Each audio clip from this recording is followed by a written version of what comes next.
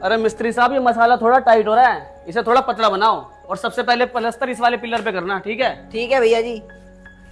अरे भैया, ये क्या कर रहे हो तुम? नहीं, क्या कर रहे हो ये? अरे आ गए आप दोनों। कुछ नहीं कर रहा, अपने हिस्से की जगह पे घर बनवा रहा हूँ जो आप लोग बांट के गए थे। बाकी आप दोनों अम्मा से बैठ के बात करो, मैं आपके लिए पानी लेके आता हूँ। अरे रुको, अम्मा से मिलूंगा मैं बाद में। पहले मुझे ये बताओ, तुमने मेरे हिस्से में अपना जीना कैसे बना लिया? जीना? मैंने तो तुम्हारे हिस्से में नहीं बनाया भाई। अच्छा, जरा इधर आना, आना जरा। ये जीना मेरे हिस्से में आता है, समझ में आई? तुमने मेरे हिस्से में जीना बना लिया है। वो तो अच्छा हुआ किसने मुझे वीडियो बनाकर भेज दी, वरना तुम तो सारी जमीन हड़प लेते। हाँ छोटे, तो सही कह रहा है, ये मुझे पहले से ही बेईमान लगता है। बेईमान? अरे तुम क्यों बाहर आ गई? तुम अंदर जाओ, ये हमारे भाइयों का मामला है। भैया आप अपना काम कर लो। भैया मैंने कहाँ बेईमानी करी है? 1 इंच भी जमीन बता दो अगर मैंने बेईमानी करी हो, तुम्हारा जूता मेरा सर होगा। और भैया फिर भी आपको मेरी बात पे यकीन नहीं हो रहा तो वो बैठी अम्मा से पूछ लो। अरे इन बुजुर्गों ने तो सारा काम खराब करा है। अगर हमारे बाप दादा अच्छे से जमीन बांट कर जाते और अच्छे से कुछ कमा धमा कर जाते तो हमें ये दिन देखने ही नहीं पड़ते। वो तो अच्छा हो भैया, हम दोनों भाई शहर चले गए, वहां जाके अच्छा खासा पैसा कमा लिया, थोड़े बहुत अमीर बन गए। अगर बाप दादा के चक्कर में रहते ना तो इसकी तरह गरीब रह जाते हम भी। अच्छा, मतलब हमारे बाप दादा ने हमें गरीब बनाया है। जरा तुम दोनों एक बात बताओ, जब हमारे बाप दादा जिंदा थे उस वक्त हमारी जमीन कितनी थी?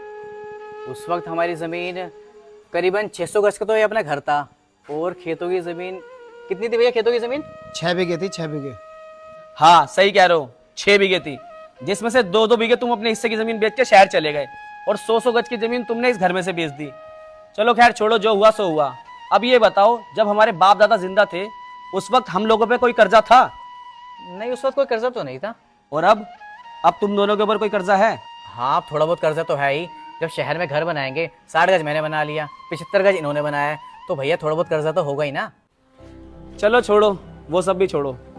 अब ये बताओ, जब हमारे बाप दादा जिंदा थे तो हमारी बहुत बड़ी हवेली थी, बहुत बड़ा घर था, तो हमारे चाचा ताऊ सब मिल बांट के रहते थे, बहुत सारे मेहमान भी हमारे घर पे आते थे, मतलब खर्चा बहुत ज्यादा होता था और ना किसी की लड़ाई होती थी, सब एक साथ रहते थे, ठीक है ना? तो तुम शहर में रहते हो तो तुम्हारे घर भी मेहमान बहुत आते होंगे, बहुत ज्यादा खर्चा भी होता हुआ है ना? अरे कहाँ भैया, कोई शहर में कहाँ किसी से मतलब रखता है। मैं अपना ऑफिस में बैठा रहता हूँ, 4-5 लड़के लैपटॉप लेकर काम करते रहते हैं, भैया अपना काम पे चले जाते हैं, ऐसे कोई मतलब नहीं रखता किसी से। तो मेरे भाइयों बुरा मत मानना, गरीब तुम पहले नहीं थे, गरीब तो तुम अब हो चुके हो। और सच बताऊं, इतने गरीब हो चुके हो कि मैं भी तुम्हारे आगे अमीर हूँ। नहीं, तुम भाइयों को ये लगता है कि तुमने 60-70 गज का शहर में घर बना लिया, बड़ा ऑफिस बना लिया, लैपटॉप चलाते हो, कंप्यूटर चलाते हो, तो तुम लोग अमीर बन गए। नहीं मेरे भाई, तुम दोनों बहुत गलत फहमी में जी रहे हो। अमीर नहीं, तुम बहुत गरीब हो चुके हो। अमीर तो हम अपने बाप दादा के ज़माने में थे, जब हमारा बहुत बड़ा कुनबा था, सारे ताऊ चाचा लोग एक साथ रहते थे, एक साथ खाते थे, एक साथ पीते थे, हज़ारों मेहमान हमारे घर पे आते थे, उस वक्त थे हम अमीर। अब तो हम बहुत गरीब हो चुके हैं मेरे भाई। बाकी रही जीने की बात, कोई बात नहीं, मैं इस जीने को तुड़वा दूंगा, तुम ही रख लो, इस लड़ाई को ख़त्म करो। भैया मुझे तो अपने बड़े बुजुर्गों की बात आज तक याद है, वो कहते थे ये जमीन दुनिया को खा गई लेकिन इस जमीन को कोई नहीं खा पाया।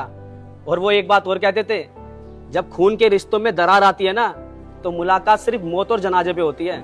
मैं तो अपने खून के रिश्तों को बिगाड़ना नहीं चाहता, जैसा तुम करोगे कहोगे मैं कर लूंगा।